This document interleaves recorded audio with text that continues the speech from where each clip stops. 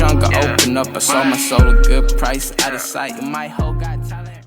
What is up, you guys? Welcome back to my channel. If you're new, my name is Diamond. Feel free to hit the subscribe button. Also hit the bell to get notified every single time that I post. And if you're not new, welcome back to my channel.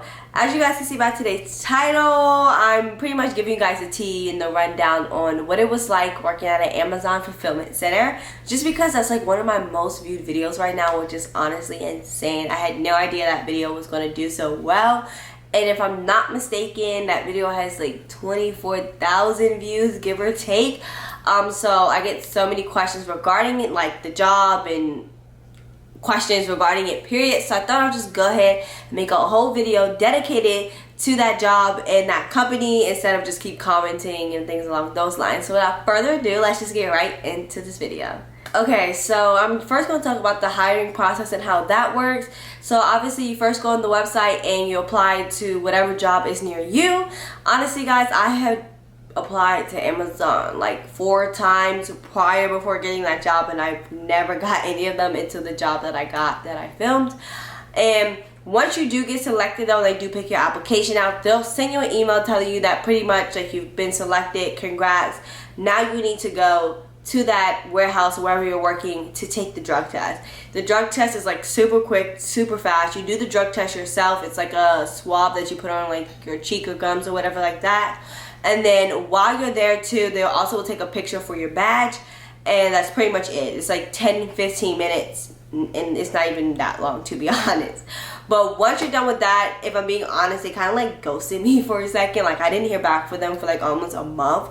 And then I randomly checked my email, and it pretty much was like, congratulations, you can start. Here are the 2 shifts that you could pick from. Please let us know what shift you want to work.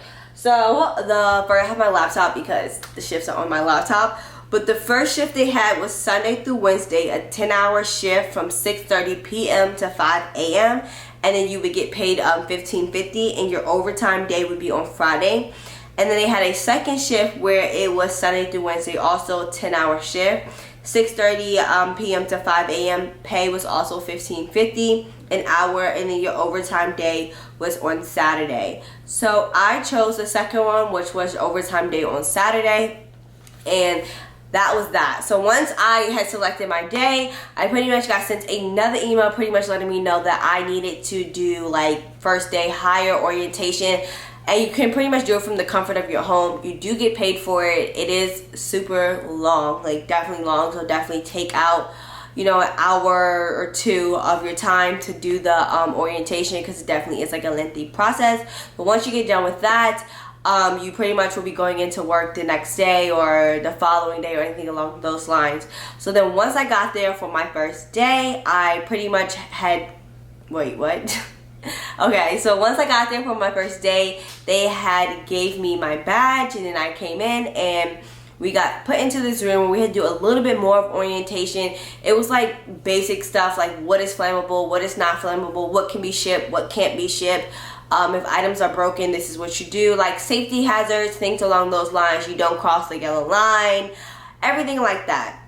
Now, once we got done, obviously we went to break. A break was like 30 minutes.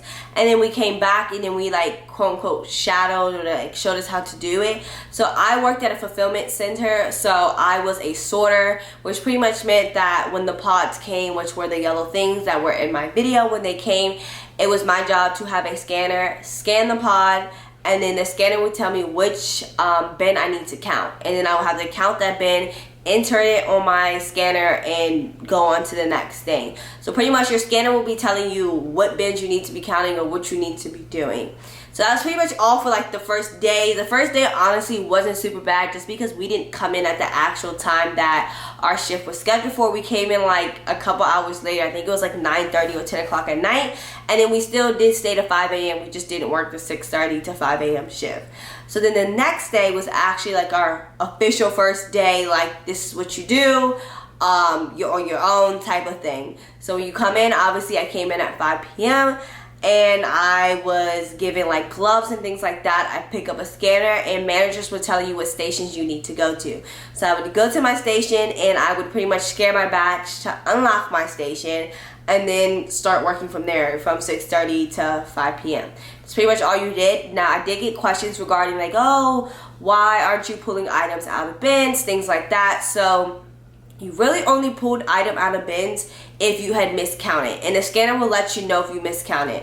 So you miscount. How the scanner knows you miscounted is because someone has previously already counted that bin, and the system has already known what's in that bin. Now, the system can be wrong because things can break, things can fall out. So it's definitely okay if you miscount, but if you miscount, that's when you pull it out of the bin. But if you have not miscount, you pretty much was supposed to do it for like, you're supposed to be fast. Long story short, you're supposed to be fast.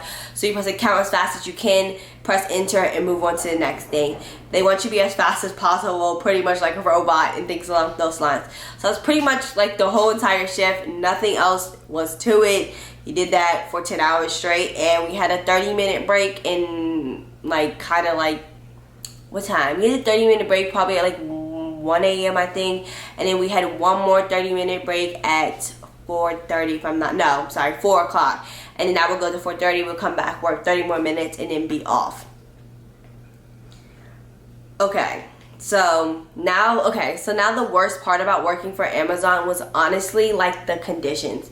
Y'all, the conditions were so bad. I live in Florida, I live in Miami, so you know it's hot, you know it's humid, you know all of it. I worked in a building that was 5 levels high, and it was a warehouse. So obviously heat rises, so the higher you go up, the hotter it's gonna be. With them not only having AC, they don't have any AC, and a lot of the fans were broken, which sucked. So a lot of people were not even wearing clothing. A lot of people were just wearing like sports bras and shorts, or like shorts and like a little tank top, and a lot of the guys were just wearing white beaters with some basketball shorts and things along those lines. It was super hot. Like it was unbearable at times, especially having a mask on. Because when I was working there, it was before the whole mask thing had been lifted. Everyone still had to maintain 6 feet, things along those lines. So it was definitely super hot. Another thing I did not like about working there is honestly, they track you, y'all. Like they just track you. And when I mean they track you, like your badge literally tells them like where you are, how fast you're moving, things along those lines. Like your badge doesn't have a tracker in it, but you need your badge to get in the building, out of the building, to clock into your station, to turn on your scanner. Like you need your badge for everything. So when I would go to my station, and let's say I didn't count for a whole hour, the system will let them know that Diamond has not counted for an hour. Like what is going on, you need to go see, or they'll write you up and things along those lines. Another thing I did not like about working there is people are creepy, like men and women. Like they were super creepy. Like it is so hard to explain, but like they were creepy. Like I don't know, they were just weird. Like it was just like kind of uncomfortable weird, and it was just like I don't want to be here type of thing. Another thing I hated about working there honestly was, how do you explain this? Like the job isn't like a sustainable job. You can't do it for months on end. I mean, most people can, but at the same time, it's a lot of wear and tear on your body. When I tell you guys, my back and my feet were hurt so bad. Like you couldn't sit down, you couldn't be on your phone, you couldn't do anything. It was just like go. Like I felt like a slave, like a literal slave. And a lot of people do not stay at Amazon. Like you'll come in with a bunch of people who, let's say it was like 15 people who were brand new in your orientation group.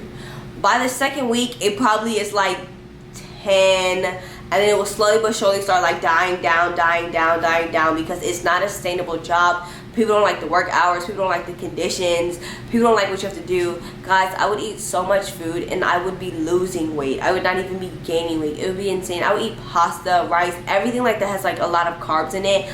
Yeah, I was just losing nothing but weight, and it was just like giving a no.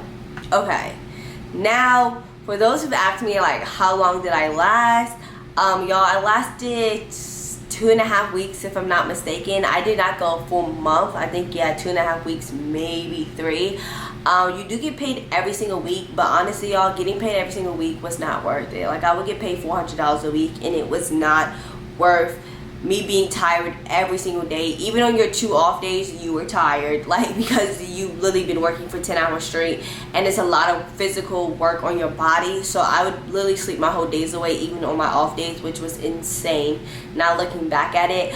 Also, like I said, it wasn't like a regular job. Like you could request days off, but you really couldn't request days off. It wasn't like they were flexible. It was like, this is what your schedule is and this is what you're going to work, nothing less. Or you could work less and just, you obviously get points or things along those lines. What else? Yeah, guys, I just didn't last really long. There's nothing much to it. I just didn't last. It wasn't for me. It was, if you needed a job for quick cash, then like that's different. But even then, in my opinion, there are definitely jobs that pay better, that are in better conditions, where you're not like dying, especially because, like I said, I live in Florida, so it's super hot all year long. So it was definitely hot in January. I think it was like 85 or 87 degrees. So you can only imagine how hot it is in a warehouse. So yeah. Now, would I recommend this job? Anybody I asked who had worked at Amazon, whether that was a warehouse, no matter what type of warehouse it was, fulfillment or anything else, everyone has hated the job. Everyone has left the job. Everyone has quit the job. Like, no one gave any 2 weeks notice. You just didn't show back up. And yeah, like I said, if you need quick cash, maybe. But even then, I would not recommend the job. Like, people at Amazon, it's like a revolving door. Like, people are always leaving. And that's why they're always hiring, because it's not a sustainable job. And you really can't sustain like that type of job super long. I couldn't, and I know a lot of people cannot. But yeah, another question that I got is, do you have to speak English to work there? Y'all know, as long as you can read like numbers and a letter, like if you know what 12 looks like and you know what the letter B or A or C looks like, you are perfectly fine. You will not talk to anybody, like anybody. And also, if you don't speak English, if you speak Spanish or any other language, you can definitely change it on your screen, so it can help you. But for the most part, you don't talk to anybody. You stay in your little box and you just scan or put things up depending on your job. But there are definitely different levels at the warehouse, things like that. The sorter was like the lowest level. They have packers, they have people who unload trucks, load trucks, things along those lines. So there's different levels, but for the most part, you really don't need to be able to speak English. There's a lot of people who I worked with that didn't speak a lick of English. So yeah, that's pretty much it. That's pretty much the tea on working for Amazon and working for an Amazon fulfillment center. Why I didn't last, my opinions, things along those lines. But without further ado, I hope you guys enjoyed today's video. Can you guys please like, comment, share, subscribe, and I'll see you guys later. Adios.